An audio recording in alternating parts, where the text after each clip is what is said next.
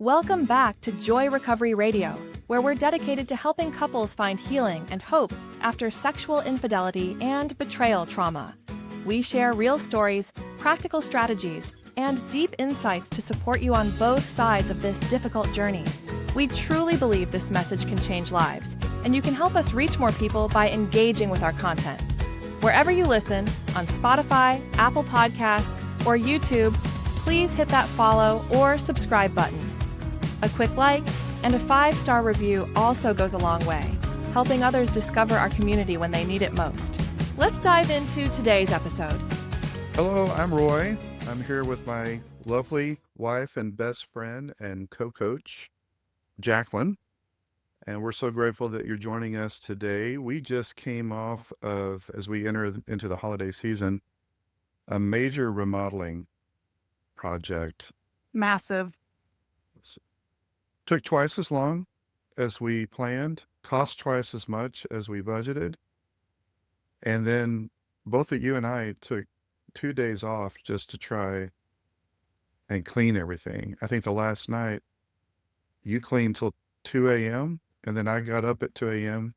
and took over the next shift. No, it was like 3:30 a.m. That's what it was. Yeah. because your mom was coming over Yeah. and we had like an inch of dust everywhere. Everywhere.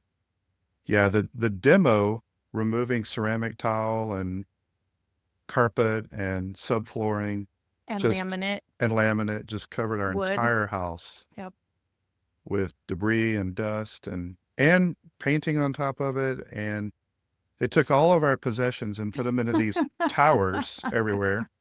We're still missing things, but we survived. Oh my gosh, it was madness. Our marriage survived. Our home survived. Yeah. Our budget survived. Yeah. There were a couple Imago dialogues that happened yeah. along the way, No but kidding. But the outcome was great. We're happy with the floor, with the paint, with the home. We're pleased. yeah. But it was not easy. Well, today we're going to dive into one of the most common patterns that we see with the couples that we work with.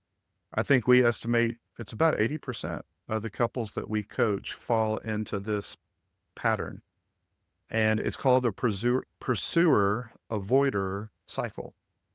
As you may have heard it called the pursue-withdrawal pattern or the pursuer-distancer dynamic. No matter what name you give it, it's the same cycle. One person moves towards the relationship, oftentimes with growing intensity, and the other moves away, often out of overwhelm. And this dynamic intensifies incredibly if there's been sexual betrayal. And if couples don't understand what this pattern is and that they are stuck in it, we've seen couples get stuck in this pattern for years. Yeah. Today, we want to unpack it. We want to give you a roadmap for breaking free from it.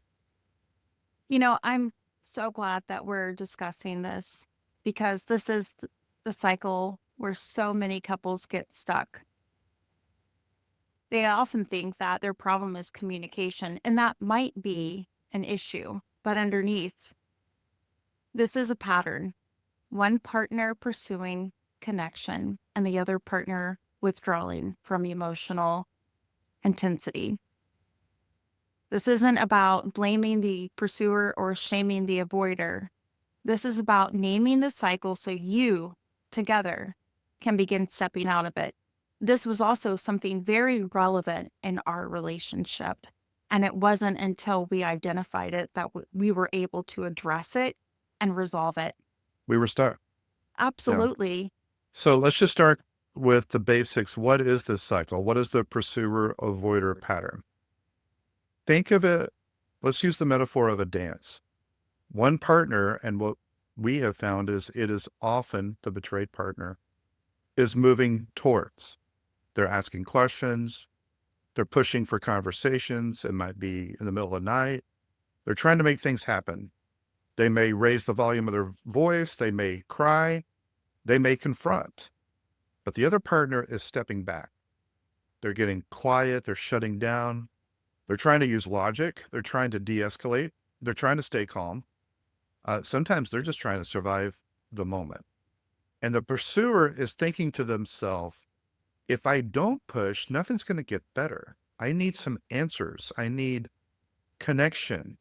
I need you to show that you care about this relationship. And the avoider is often thinking, well, maybe if I stay calm, we won't fight. If I shut down, maybe it won't escalate and get worse. Because if I get emotional, I'm going to lose control. So they react with the tools that they've learned throughout their life. And that's really key. These are learned survival strategies. It's not a personal attack. And since they are learned, they can be unlearned. And when betrayal enters the relationship, those strategies intensify. So I'll give an example. Betrayed partners typically start pressing for information when we're triggered or flooded, when we don't feel safe. At that time, that's when the betrayer often pushes back. The betrayed partner often becomes the pursuer because betrayal is trauma. Trauma activates the attachment system. When someone you love wounds you deeply, your nervous system goes into threat mode. And threat mode says, move closer, get information, make sure you're safe, make sure this doesn't happen again, figure out what temptations might be there. These are all safeguarding your relationship. So even if the betrayed partner wasn't a pursuer before the betrayal, they often become one after. They ask more questions, they need details, they need reassurance, they want to know about your recovery, and it makes perfect sense why these things come up for the betrayed partner. For the unfaithful partner, especially if they've already gravitated towards withdrawal, there's more withdrawal and stonewalling to the point to where they will either shut down because of shame, fear, and simply not knowing how to fix things. So what happens? The pursuer gets louder, the withdrawer gets quieter. Both feel alone and misunderstood. There you go. That's the cycle. That is the cycle. And we were there. And if you think about it, addiction itself, those of us who were in active addiction, that is a form of avoidance. So we're already inclined to avoid. And just because the addictive behavior is gone doesn't mean that we have let go of those tendencies. But let's talk about the pursuer for a moment, which is often the betrayed partner, not always, but it usually in the couples that we work with, it's the betrayed partner, In the beginning. especially in the beginning. Yeah. She wants something very simple and very beautiful. She wants connection, period. It may not seem like it, but she wants safety and she wants stability and she wants connection. But the way they pursue can come across like anger or criticism. It can feel like you're being interrogated. It's intense emotionally. I remember early in our own healing journey, Jacqueline, after you discovered the deception, you were asking questions constantly. It was every day. Sometimes it was in the middle of the night. Sometimes it was in the car. Sometimes it was in moments when I thought everything was good and everything was calm. And I remember thinking, why are you doing this now? And why are you asking this again? And why can't you just let this go? And what I didn't understand was that your pursuit of me was not attacking me. You were just trying to find safety and you were trying to connect. Yeah. Putting the pieces together of a story was really important to me because the information I didn't have caused me to create a narrative in my head that may or may not have been true. And so I would ask the same questions. I would get flooded and then I would ask more questions. And what really set the tone for me as far as safety was how you responded. When you became defensive, for some reason, this bell started ringing that there's more. or when you would stonewall, or when you would say, I'm leaving, that also was an indication to me there was more. And I didn't understand that at the time. All I knew was something inside me felt like I was dying. Something inside said, if you don't understand what happened, you won't be safe. And if you don't get answers, this pain will only grow, or it will happen again. But here's part of the tragedy that I didn't understand at the time. The more the pursuer pursues, the more the avoider avoids. And the more the avoider avoids, the more unsafe it feels for the pursuer. So everything is intensified. The pursuer is basically saying, please help me. Help me understand and process this. Let's transition to the avoider now. And I say this with understanding, with empathy, because I've been that guy. I'm a recovering avoider. I'm avoidant by nature. And we avoiders withdraw for one primary reason: emotional overwhelm. Mm. Avoiders often believe that their emotions or their partner's emotions are dangerous. Mm-hmm. Some of us grew up in homes where emotional expression led to conflict or it led to punishment. Some of us were taught that if you're vulnerable, you're weak. And some of us learned to stay in our head and use logic because emotions weren't safe, or especially according to the man box that we grew up with, the collective socialization of masculinity, we grew up believing that emotions were a feminine trait and we shouldn't have any emotions, period. But if there was one that is masculine and okay for men, it's anger. And after betrayal, the avoider, we're carrying a tremendous amount of shame.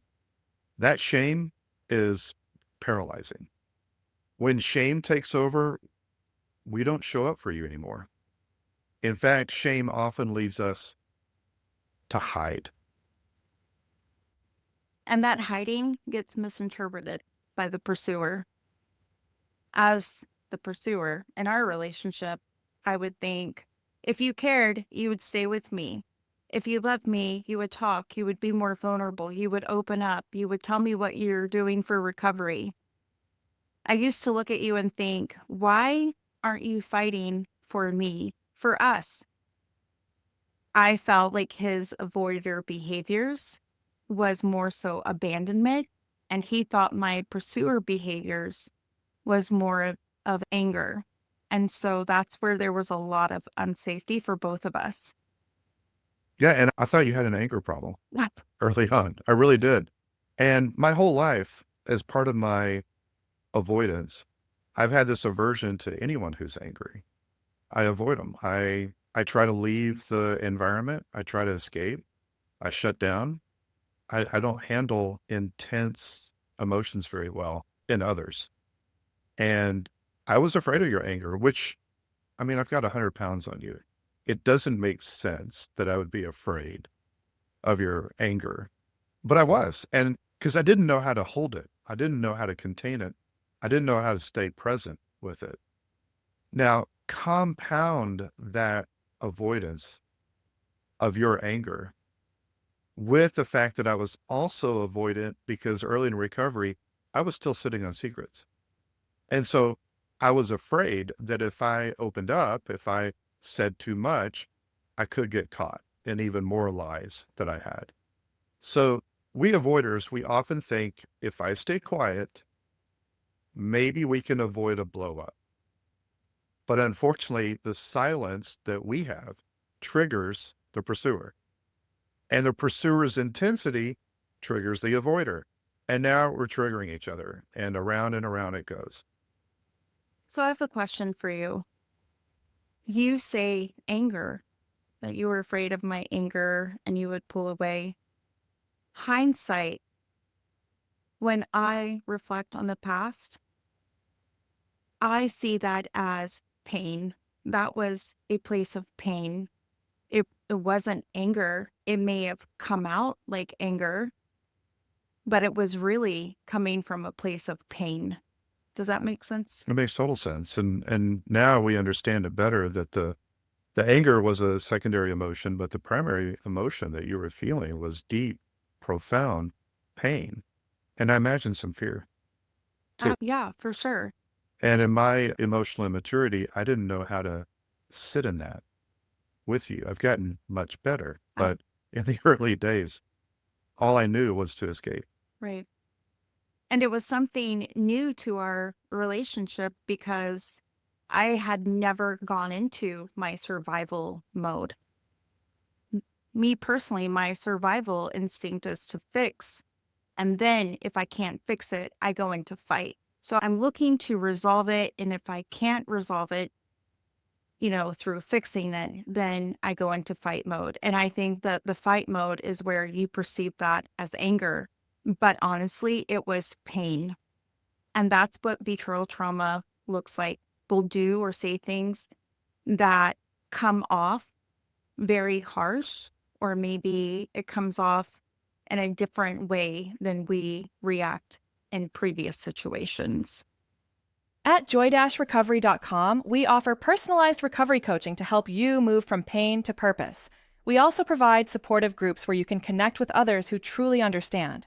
So, whether you're battling addiction, healing from betrayal, or rebuilding a brand new relationship, you're not alone. We can help. Go to joy-recovery.com today. So let's bring a theological viewpoint into this for just a moment, because God has a lot to say about human attachment and human connection. If we go back to our original parents, if we go back to that narrative of Adam and Eve, after the fall, after they ate from the tree that was forbidden, what did they do? They both hid. That was shame. That's what shame does. Shame leads us to hide. The word shame literally means covering. And that's what they did. They covered themselves. They hid. They hid from each other. They hid from God. God shows up. What does he do? He called for them. Yeah. He And pursued them. he asked Adam, where are you? Mm-hmm. And it's not because he didn't know the answer. When God asks a question, he's not fishing for information. It was a bid to connection. He was pursuing. God was the pursuer. We were the avoiders. And it's not because he didn't know where they were. It's because that's his heart. So when you pursuers, when you're reaching for your partner, you are reflecting the heart of God who pursues relationship. And when we avoiders hide, we are reflecting the human experience of shame, just like our original parents did. We feel this instinct to retreat when we feel exposed or when we feel unworthy. So this pursuer avoider cycle is as old as humanity, literally. One thing I really want to touch on during this podcast are the two types of emotions we work with in recovery. I think this very much aligns with what we're talking about. It's the primary and secondary. The secondary emotions are the ones we react with. It could be anger, irritation. These emotions protect us. This is our armor. The primary emotions are the ones deep underneath. It's sadness, fear, shame, grief, hurt. When a pursuer says, "Why did you lie again? Why won't you tell me the truth? Why can't you be vulnerable?" Those are secondary emotions. Underneath is, "I'm terrified you'll betray me again. I'm terrified that I don't know everything I need to know to be safe. I'm terrified of the unknown." When an avoider says nothing, that's secondary emotion. And underneath that is, "I'm ashamed. I'm overwhelmed." If couples can move from the secondary emotion to the primary emotion, the whole dynamic can change. So let's share a story. This is not our story. This is another couple. And one thing I learned from one of my mentors is when you share a story about someone and you want to protect their confidentiality, use names that no one has. So we're going to call this couple Fritz and Gertrude because I don't know a Fritz and I don't know a Gertrude. How So did you come up with those names? my mentor helped me with that years ago, and it's always stuck with me. So Fritz and Gertrude. Fritz was the classic avoider. And after his betrayal came to light, his pattern was to retreat into silence when emotions got intense in any way. Gertrude became the pursuer. She was hurt, she was hypervigilant, she needed reassurance, and she needed information. One night, they're eating dinner, everything's calm. Fritz looks at his phone and he's simply checking an email from work. That's it. It's a typical everyday thing. But in this particular moment, Gertrude's heart went into panic mode. She didn't say anything right away. She sat on it and she held it in until after the dishes were done.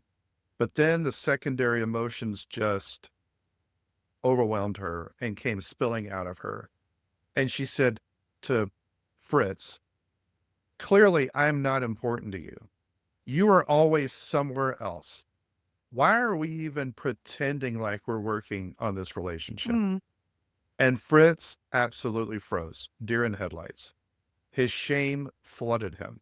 He stared at the floor, wishing he could disappear. He may have been 2 feet from her, but he might as well have been in another country. He was not present. He was gone. And he told himself, "I have failed again. I am a failure." And he just shut down. Mm-hmm. Gertrude received his shutdown as abandonment. That's the cycle right there. But let's rewind. Imagine this moment with primary emotions instead of secondary emotions. What if she shared her primary emotion instead? What if she had taken a breath and calmly, from a place of centeredness, said, "When you look at your phone, I felt this wave of fear come over me. I suddenly felt invisible and unimportant, and I felt afraid that I might be losing you.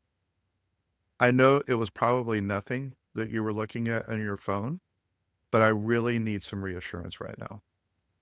That's her primary emotion. That's her fear, and she's naming it. And what if he named his primary emotion and said something like, "Thank you for telling me.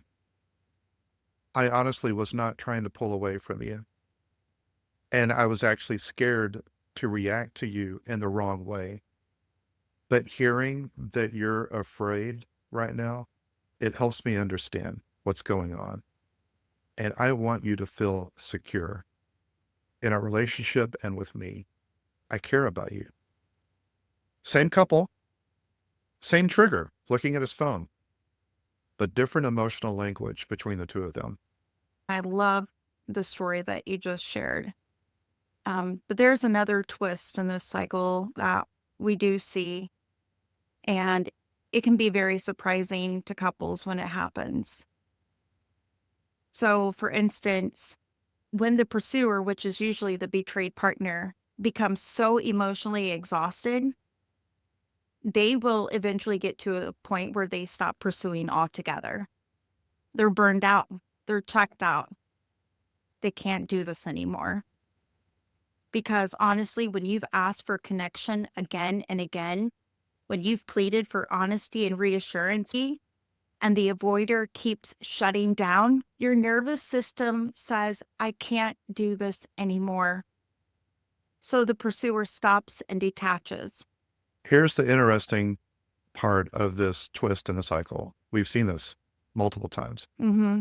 The pursuer will stop pursuing. They're just burned out. Now the avoider starts pursuing. Avoiders originally withdraw because of overwhelm or shame or fear. But when the pursuer stops pursuing, the avoider suddenly feels the real possibility of losing the relationship. And that is jarring, and that wakes something up deep inside of them. And what do we see? The avoider becomes the pursuer, and the pursuer becomes the one who's pulling back. So this reversal is actually very common, and it can be deeply confusing for both people. Now, going back to the original cycle, the pursue/avoid, we've talked about how naming the primary emotion is one of the most transformative tools for breaking the cycle. But it's definitely not the only step. Couples need practical behavioral changes too, especially after betrayal, when the nervous system is so reactive. There are actually several additional steps for both partners to take to get out of the cycle. If you're the pursuer, usually the betrayed partner, your pursuit isn't wrong or irrational. There's nothing wrong with wanting reassurance or connection. You're completely valid, but sometimes the intensity of the pursuit overwhelms the avoider's nervous system and pushes them into deeper shutdown. So the work for the pursuer is not to stop wanting connection. It's to pursue differently in a way that invites your partner to stay emotionally present. So step number 1, slow down the intensity. It's often how you pursue, not what you're asking for before you engage. Let your body settle down. Some betrayed partners do deep breathing. They have grounding exercises they do, journaling, prayer, meditation. There's various ways that you can self-regulate. This is a sticky note moment. A regulated body leads to a regulated conversation. So that's something definitely worth writing on a sticky note. Number 2, speak from the deeper emotion with I language. Instead of reacting with secondary emotions like anger or criticism, why did you do that? Why are you so cold? Or using absolutes, you never do this, or you always do this. Try something like, I feel scared. I feel alone. I need reassurance. I need to know that you're with me. This kind of vulnerability softens the avoider instead of overwhelming them. Number 3, ask clearly for what you need. Avoiders can do better with clarity and not pressure. So be specific. Can we talk for 10 minutes? Could you please check in with me tonight? It's okay to ask for what you need. Sometimes when we wait for them to give us what we need, we're going to be waiting for a long time. Yeah. They can't read our minds. So it's okay. Tell them what you need. I need presence. Could you sit with me for a moment? I need reassurance, or I need an apology. As a betrayed partner, I got sick of telling you what I needed. But what I realized is when I left it to you to figure out, it put us in a really bad situation because you are an avoider and I can't expect you to know what I need when I'm not expressing it. That's true. Especially when I'm expressing it and I am dysregulated. Intense. Yeah. Clear requests help the avoider stay engaged.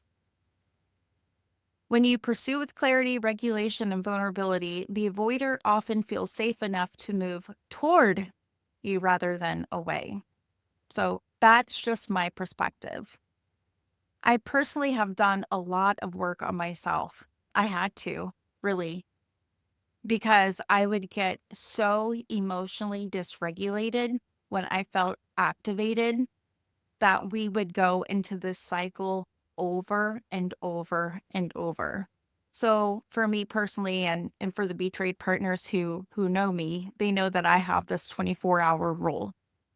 If I start to feel dysregulated or the threat of my fight instinct comes into play, I take a 24-hour reprieve. And in some instances, I think we both needed For sure.